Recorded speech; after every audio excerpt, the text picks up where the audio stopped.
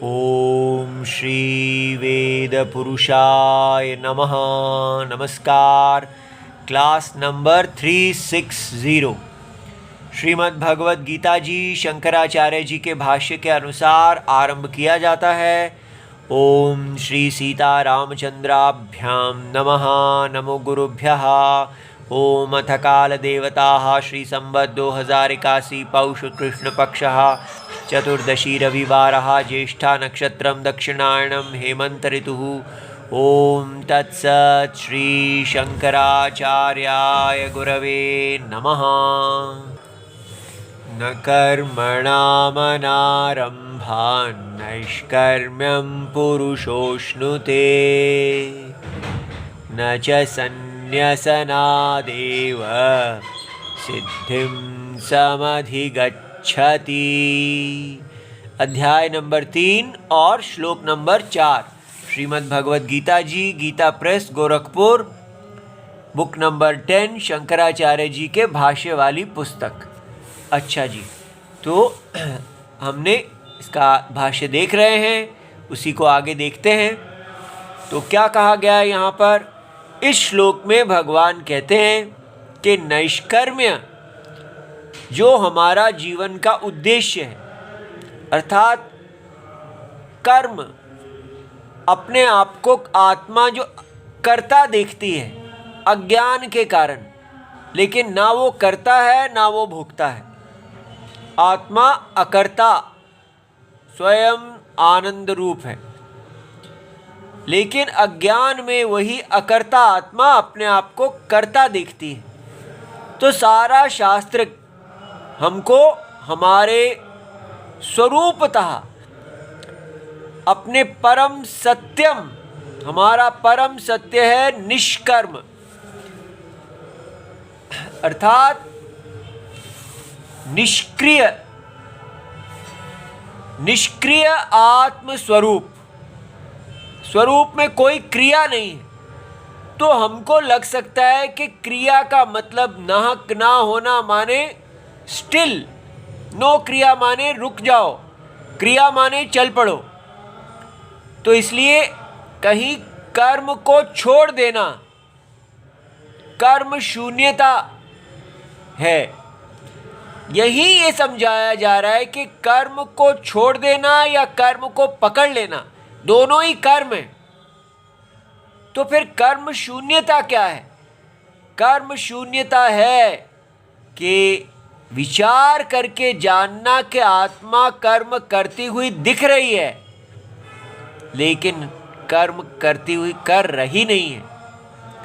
ठीक है, जैसे स्वप्न में आप रुक जाएं तो भी आप करता हैं, चल पड़ें तो भी आप करता हैं, लेकिन विचार करें तो रुके हुए हों या चल रहे हों, दोनों में स्वप्न की आत्मा अकर्ता है। इसलिए अकर्तृत्वम, कर्म का नैष्कर्म्यम, जो कर्म की शून्यता, ये जो हमको भगवद गीता गोल बता रही है, ये वैदिक गोल है, लक्ष्य, जन्म का, जीने का जो सबसे बड़ा लक्ष्य है वो है नैष्कर्म्यम। तो ये वर्ड, ये शब्द बहुत महत्वपूर्ण है। तो नैष्कर्म्यम माने कर्म शून्यता, अर्थात कर्म आत्मा का धर्म नहीं है।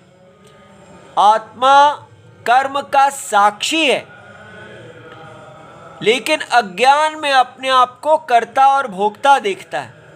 तो ये जो है गोल, ये अर्जुन को बताया जा रहा है कि जो वैदिक कर्म व्यक्ति को दिए जाते हैं, यदि वो उनको छोड़ देता है तो वो नैष्कर्म्य को प्राप्त नहीं होगा। और यही मिस्टेक बुद्धिज्म ने की। सबको कहा वैदिक कर्म छोड़ दो और हम ध्यान से केवल बैठ के मेडिटेशन इत्यादि करके ही हम जीरो उन्होंने जीरोनेस, नथिंगनेस को ही कर्म शून्यता समझ लिया, नैष्कर्म्य समझ लिया कि आत्मा है ही नहीं, जीरो है आत्मा, नॉन एग्जिस्टेंट है। ये सारा ही वर्ल्ड जो है ये केवल दिख रहा है, अंदर जीरो है। और यहां वेद में क्या कहते हैं, ये दिख रहा है और अंदर फुलनेस है, पूर्णता है। वो आदमी को जीरो में ले जाते हैं और यहां पर व्यक्ति को पूर्णता, लिमिटलेसनेस में ले दिया जाता है कि आत्मा असीमित है। वो इसलिए दोनों में भेद समझना है। कर्म को छोड़ना बुद्धिज्म के लिए कितना भारी पड़ा। उन्होंने व्यक्ति को वैदिक स्वधर्म से हटा के सबको मॉनेस्ट्रीज, मठों में भेज दिया और वर्ण आश्रम को नाश कर दिया।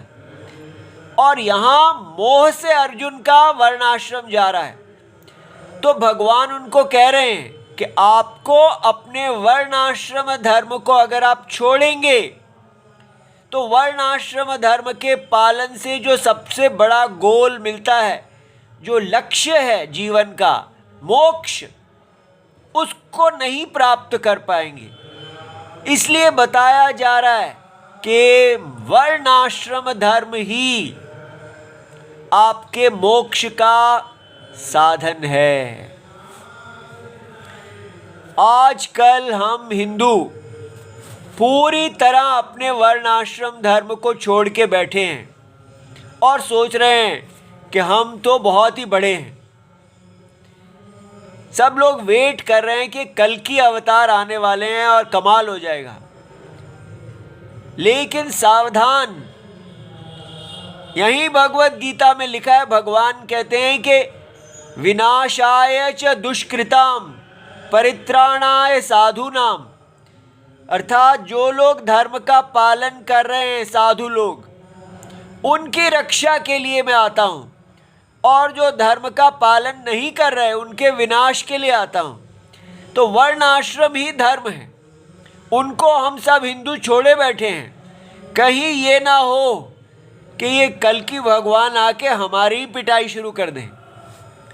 अपने आप को ये जो हम बड़ा भगवान समझ के, बड़े श्रेष्ठ समझ के बैठे हैं, विचार करने की आवश्यकता है कि हम अपने शास्त्रों के अनुसार नहीं जी रहे हैं, अपनी मनमर्जी के हिसाब से कहते हैं जब चाहो जो अमेंड कर दो। ये शास्त्र, वेद शास्त्र जो है, ये सत्य बताने वाला शास्त्र है। ये कोई हमारी भारत की मन से बनाई हुई संविधान नहीं है कि रोज इसके अंदर आप अमेंडमेंट करेंगे। इसलिए जिसको अपना कल्याण चाहते हैं जो, वो अपने आप को राम जी में स्थित करें। बिना अपने आप को राम जी में स्थित किए व्यक्ति कभी भी भगवत गीता को नहीं समझ सकता। क्या है ये राम जी में स्थित करना? राम जी में स्थित करना है देह से अपने आप को देही में स्थित करना। यही ग्रोइंग अप है, बड़ा होना है। उस दिन हम बदल जाते हैं, इसको कहते हैं द्विज, दूसरा जन्म। जब व्यक्ति को देह से देही का परिचय कराया जाता है, गायत्री मंत्र यही करते हैं, कहते हैं कि इस देह के अंदर धी का प्रचोदन करने वाले जो देवता हैं उनको वरो, उनको प्यार करो।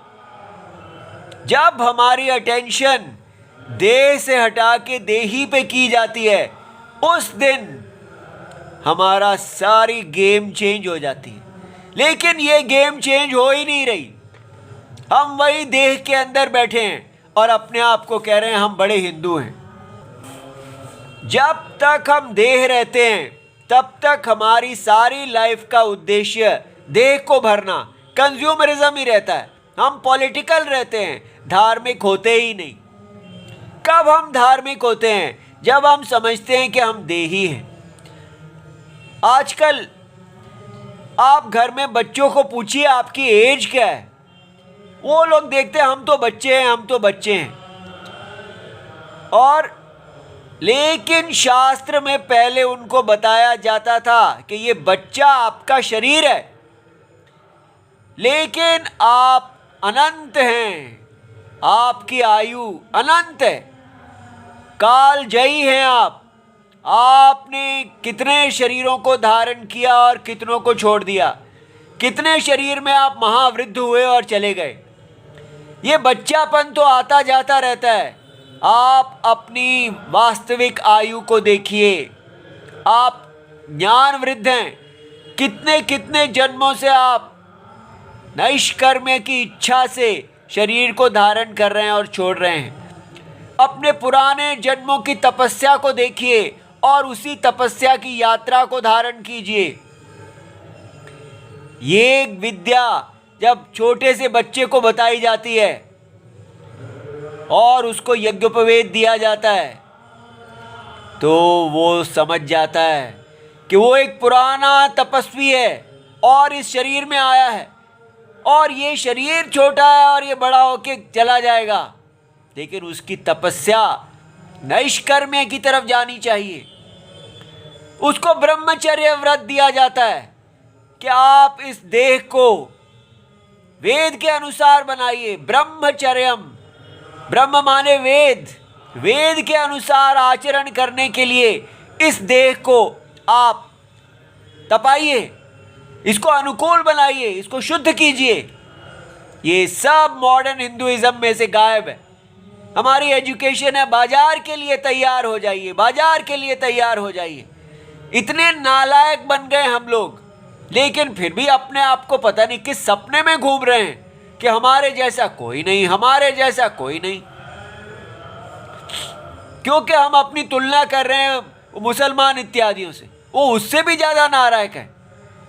इसलिए देह बने रहेंगे तो हम पूरी तरह धर्म से दूर रहेंगे। देही के लिए देह धर्म साधनम है। देह और देही का विवेक से हिंदुइज्म स्टार्ट होता है। इसलिए और ये एक बार बताने से फर्क नहीं पड़ेगा, बार बार बार बार हर समय अपने आप को कहना होगा, मैं देही हूं, मैं देही हूं, मैं देही हूं। अपने प्राणों के साथ जोड़ लीजिए, मैं देह नहीं हूं, मैं देही हूं, मैं अनंत हूं, मेरा ना जन्म है ना मृत्यु है। इस अज्ञान काल में, अज्ञान दशा में बार बार देह को धारण करता हूं और छोड़ देता हूं।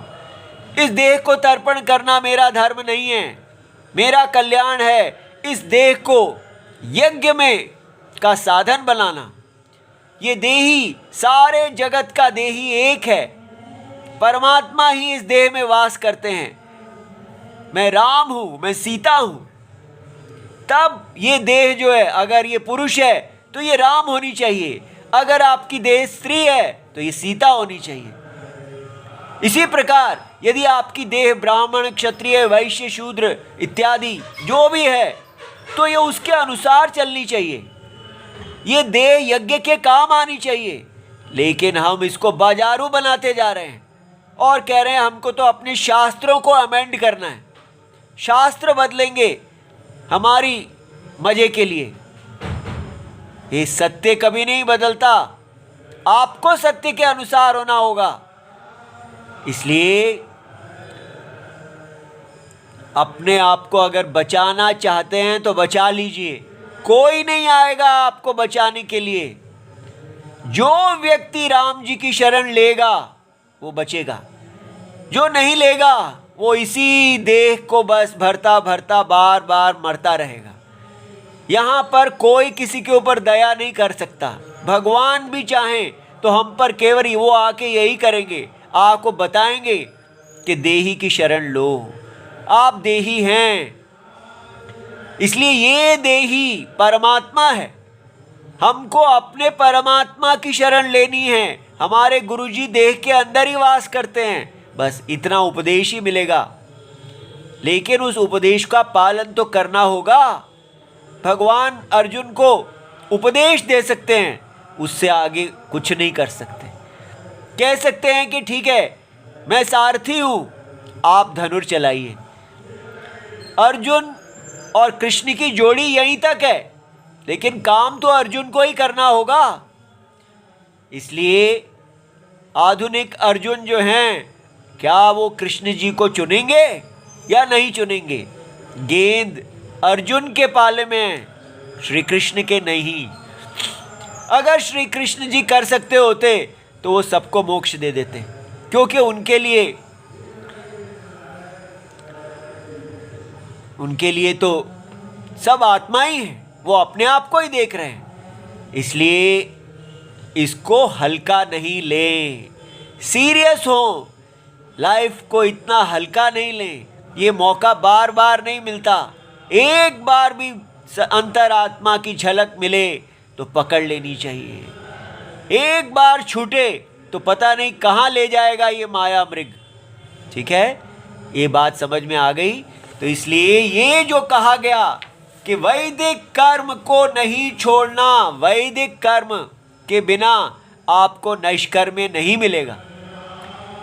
ठीक है, इसलिए और वैदिक कर्म का सन्यास, प्रीमैच्योर सन्यास, उससे भी आपको नहीं मिलेगा ना। आप उसको छोड़ दीजिए, पहले ही आरंभ भी ना कीजिए, या प्रीमैच्योर छोड़ दीजिए, पहले ही छोड़ दीजिए, ज्ञान उत्पन्न होने से पहले छोड़ दीजिए।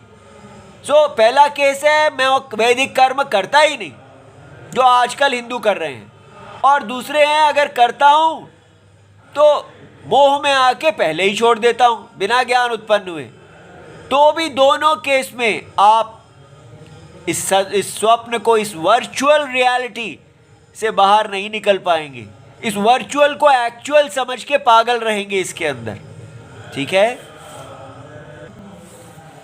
तो कल भगवान ने हमें बताया कि कर्म योग उपायत्वम, कर्म योग जो है अपना वैदिक नित्य कर्म, अपना जो यज्ञ में स्थान है, ये वैदिक कर्म जो है ये ऐसे ही आइसोलेटेड नहीं होता। जब आप वैदिक कर्म, नित्य कर्म करते हैं तो आपको ध्यान होता है कि आप पुरुष के कहाँ बैठे हुए हैं, आप भगवान का कौन सा कर्म कर रहे हैं, आप कौन सा अंग हैं। अपने आप को उस अभिमान में रख के कि मैं भगवान का सिर हूँ, मेरा आचरण भगवान के सिर के अनुसार होना चाहिए। कितनी गरिमामय स्थान है, भगवान का कोई भी अंग हो वो कितना गरिमामय है। उनकी गरिमा को रखते हुए हम अपने वर्णाश्रम धर्म का पालन करते हैं। तो ये कहा गया यहाँ पर कि कर्म योग उपाय है। तो कर्म योग उपायत्वम च नैष्कर्म्य लक्षणस्य। तो ये जो ज्ञान योगस्य, ज्ञान योग क्या का लक्षण क्या है? नैष्कर्म्य। अर्थात जो ज्ञान योगी है वो आत्मा को कर्म शून्य देखता है। वो देखता है कि ये साक्षी आत्मा जो कर्म का साक्षी है वो कर्ता और भोक्ता नहीं है। ये तो दृश्य का गुण है, कर्ता और भोक्ता। लेकिन कर्म योगी अपने आप को कर्ता देखता है। लेकिन इस कर्म को करते करते भगवान की आराधना रूप यज्ञ में आहुति डालते हुए केवल ईश्वर तुष्टि अर्थम वो नैष्कर्म्य ज्ञान को प्राप्त करने के लिए शुद्ध हो जाता है। इसलिए का उपाय, कर्म उपाय है इसको प्राप्त करने का।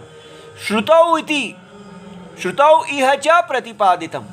अब भगवान कह रहे हैं ये बात श्रुतियों, वेद में भी स्पष्ट कही गई है, उपनिषद में। जहाँ कहाँ?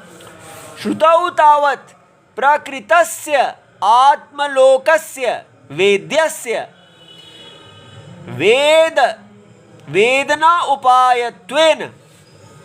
तो बृहदारण्य को उपनिषद में जो श्रेष्ठ ब्राह्मण हैं, ज्ञानी हैं, ज्ञान की इच्छा रखने वाले हैं, वो कहते हैं कि हमको अन्य लोक नहीं चाहिए, हमें तो आत्मा ही हमारा लोक है। इसलिए कर्म से लोकांतर प्राप्ति होती है। लेकिन वो कहते हैं कि हमको तो आत्मा अंतरात्मा, जगत का सत्यम, वही इच्छा है, वो तो जानने का विषय है। तो आत्मलोकस्य वेद्यस्य, वेद्य माने जानने योग्य, तो उसका जो वेदना है, उसका जो जानना है, उसका उपायत्वेन, तो वेद बृहदारण्य को उपनिषद जो अथर्ववेद में है उसमें, ये अथर्ववेद में नहीं अर्थात वो यजुर्वेद में है। तो वेदना उपायत्वेन तम एतम वेदना वेद अनुवचनेन ब्राह्मणा विविदिशन्ति यज्ञेन। अर्थात अगर ज्ञान की बात है, तम एतम, इसको, इस आत्मा को, वेद अनुवचनेन, वो ब्रह्म ज्ञान से, वेद के विचार से, वेद के वाक्यों से, ब्राह्मणा, जो ब्राह्मण हैं, विविदिशन्ति, जानने की इच्छा करते हैं, यज्ञेन, तो यज्ञ कर्म है, तो यज्ञ से वो अपने आप को शुद्ध करते हैं। इसलिए अपना नित्य कर्म शुद्धि का साधन है, ताकि आप तत्व को जान सकें। इसलिए कर्म का भी स्थान है, ज्ञान का भी स्थान है। ना कर्म को छोड़ें, ठीक है, कर्म का आरंभ करें, और जब तक शुद्धि ना हो जाए उसका त्याग ना करें।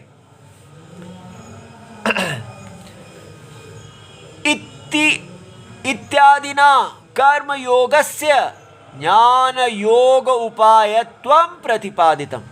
ऐसी जो वेद की श्रुतियां हैं उनके द्वारा कर्म योग का ज्ञान योग के लिए उपाय बताया गया है।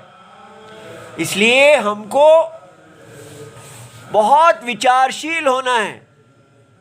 हम इस समय जो काल का समय है, ये मॉडर्न हिंदुइज्म इस पॉइंट पे खड़े हैं जहाँ पर हम अपने एक, जो हमारी लिंक टूट गया है, हम अपने शास्त्रों से कट गए हैं। ये जो ऐसा काल आया उसमें हमारा तो कोई हाथ नहीं था, हम ऐसे ही काल में पैदा हुए, यही एजुकेशन हमको मिली है। हम तो बस करियर बनाने में लग गए और सोचते हैं बस धर्म से बिना किसी को परेशान किए चलो सब लोग खाएं पिएं, ऐसा सोचते हैं ये धर्म है। लेकिन अब हमें विचार करना चाहिए कि केवल देह आश्रितत्वम जो है, हम जो धर्म की डेफिनेशन बना रहे हैं वो केवल देह पर आश्रित है। सब खाएं, सब खाएं, सबको अपॉर्चुनिटी मिले, ये देह है। हम देही पे तो गए ही नहीं। आप देखिए तो सही, अपने आप को देही में प्रतिष्ठित करें और देखें आपको नई दुनिया दिखेगी। उसको द्विज बोलते हैं, नया जन्म।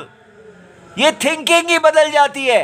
देही के अंदर खड़े होकर जब व्यक्ति देह को देखता है तो उसको भगवान के चक्षु मिलते हैं और सदा अपने आप को देही देही देही देही, इसको रटें, मैं देही हूँ, मैं देही हूँ, हे देही, हे जगत के देही भगवान मेरी रक्षा करो। इस प्रकार अपना अहंकार छोड़ना चाहिए। अपने आप को हम सोचते नहीं, हम तो बड़े कैम्ब्रिज से आए हुए हैं जी, हम तो बड़े स्टैनफोर्ड से आए हुए हैं, बड़ी हमने रिसर्च कर रखी है, बड़े ज्ञानी हैं। क्या ज्ञानी हैं? देह के अंदर ही तो बैठे हो। इसलिए वो सब अहंकार छोड़ के राम राम जब भी बोले तो राम शब्द का अर्थ है देही। जब भगवान का नाम उच्चारण करें, देही देही देही ही हमारी प्रार्थनाओं को सुनने वाले हैं। ठीक है, अच्छा जी।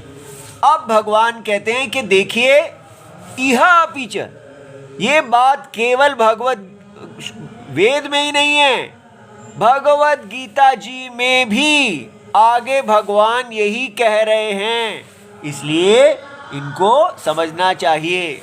देखिए 5वें अध्याय के 6ठे श्लोक में, संन्यासस्तु महाबाहो दुःखम आप्तुम अयोगतः। अयोगतः। तो भगवान कह रहे हैं, हे अर्जुन, संन्यास माने कर्म का संन्यास, जो कर्म के त्याग की बात आप कर रहे हैं, हे महाबाहो, हे बड़े बाहु वाले वीर अर्जुन, जो व्यक्ति कर्मों का संन्यास कर देता है उसके लिए दुखम है। आप तुम प्राप्त करना किसके लिए? अयोगतः, जिसने कर्म योग से अपने अंतःकरण को शुद्ध नहीं किया है, वो इतने अपने आप को दुख में डाल देगा, क्योंकि वो संन्यास में चला जाएगा और उसका वहाँ बैठ के विचार करेगा, लेकिन देह उसको बार बार खींचेगी। वो देह अपना तर्पण मांगेगी, देह के अंदर सारी वासनाएं अपने आप उसको पकड़ लेंगी और वो कभी भी आत्मा अनात्मा वे विचार कर ही नहीं पाएगा और फिर पाप में चला जाएगा। तो इसलिए इतनी जल्दी क्यों करनी है? अपने आप को पकाओ। कर्म को, वैदिक कर्म रूप तपस्या को नहीं छोड़ना चाहिए। सबसे श्रेष्ठ तपस्या है अपने स्वधर्म में टिकना और अपने मोर्चे को संभालना। इसीलिए कहते हैं धर्म धुरंधर, धर्म की धुरा को धारण करने वाला सबसे श्रेष्ठ होता है।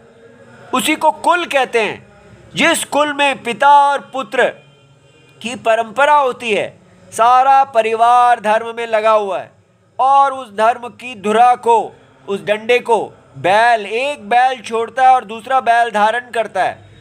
वो तपस्या जो हमारी कुलों में चली जा रही है, हमारे कुल का मतलब खानदान नहीं होता, हमारे कुल का मतलब होता है तपस्या की परंपरा, वैदिक धर्म को धारण करने की तपस्या।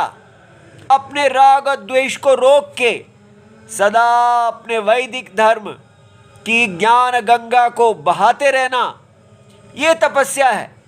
कहाँ चला गया ऐसा भारत? कितना सुंदर था वो भारत, क्यों खो दिया हमने उस भारत को? किसके लिए खो दिया? भोगों के लिए? क्या रखा है उसके अंदर? हमको लौटना चाहिए। घर वापसी हम मुसलमानों की तो करवा रहे हैं, अपनी घर वापसी भी थोड़ी कर लें, ठीक है? इसलिए टाइम आ गया है, अब हमको आत्मनिरीक्षण करना चाहिए, राम जी की शरण लेनी चाहिए। अच्छा जी, तो इसलिए जो लोग आजकल आश्रमों में क्या चल रहा है, सीधा ही लड़कों को बुलाते हैं और कहते हैं चलो अब आपको वेदांत पढ़ाएंगे, आपको आत्मज्ञान देंगे, आते ही और सीधा ही उनको बस ब्रह्म सत्यम और ये जगन मिथ्या, आप शंकराचार्य जी के भाष्य पढ़ाने शुरू कर देते हैं। तो और वो कहते हैं अब आप पढ़ लिए हैं, चलो आप जाओ, अब सन्यासी बन जाओ और सन्यास दुनिया को जाके वहाँ बन के उपदेश करो। ओ क्या वो करते हैं, बस जाके पैसा बनाना शुरू कर देते हैं, भगवान बन जाते हैं और पुजवाने लगते हैं अपने आप को और मार्केट के अनुसार उपदेश करने लगते हैं, अंदर से पापी रहते हैं। कितने गिरे हुए हैं हम लोग, लेकिन हमको कोई परवाह नहीं है, हम तो बस अपनी सेल्फ प्रेज करने में लगे हैं। We are the greatest, we are the greatest, बस ईस्ट और west, Hindu is the best, यही हम लोग कर रहे हैं, देख ही नहीं रहे कि क्या कह रहे हैं शास्त्र। इसलिए इतना सेल्फ प्रेज ना करें, अपने आप को उस अहंकार से बाहर निकालें और राम जी की शरण लें। अर्जुन ने कहा कि मैं मूढ़ हूँ, धर्म से गिर गया हूँ, मुझे नहीं समझ में आ रहा, लेकिन हम तो नहीं कह रहे हैं, हमें तो इतनी है ही नहीं कि हम भगवान को कहें हे भगवान मैं नहीं समझ पा रहा हूँ, प्लीज़ गाइड मी। हम इतनी प्रार्थना भी नहीं कर पा रहे हैं, हम तो कह रहे हैं नहीं हम तो सब जानते हैं, कहाँ भी कहीं भी एडिट कर देंगे, मनुस्मृति को एडिट करेंगे, चेंज करेंगे, बड़ा ज्ञान है हमको। इस प्रकार ना करें, राम जी हमारे गुरु जी हैं, वो बताएंगे। अंतरात्मा, जब तक हम अपने मन को शुद्ध नहीं कर पाएंगे, हमारा अंतःकरण धर्म को नहीं देख पाएगा। धर्म आत्मा का है, देही का है। देखो आगे, योगिनः कर्म कुर्वन्ति संगम त्यक्त्वा आत्मशुद्धये। स्पष्ट भगवान कहते हैं कि योगी जो हैं, कर्म योगी, वो कर्म करते हैं संग को त्याग के। कर्म को नहीं त्यागते, कर्म के फल के साथ संग को त्याग देते हैं, अपने अहंकार को भी त्याग देते हैं। केवल शुद्ध देही होके वो कार्य करते हैं। किस लिए? आत्मा, अपने अंतःकरण की शुद्धि के लिए। यहाँ आत्मा शब्द का अर्थ अंतःकरण है। और यज्ञो दानम तपश्चैव पावनानि मनीषिणः। इसलिए यज्ञ, दान और तपस्या, इन तीनों का कभी त्याग नहीं किया जाता। ये पावन करने वाले हैं, पवित्र करने वाले हैं। इसलिए सुपात्र को दान देना, ऐसे ही नहीं जाके कहीं पर भी कोई बैठा है तो बस पैसे पकड़ा दिए। तपस्या, अपनी इंद्रियों को सदा यज्ञ परायण रखना, वो तपस्या है। ये तीनों हमारे कहाँ चले गए?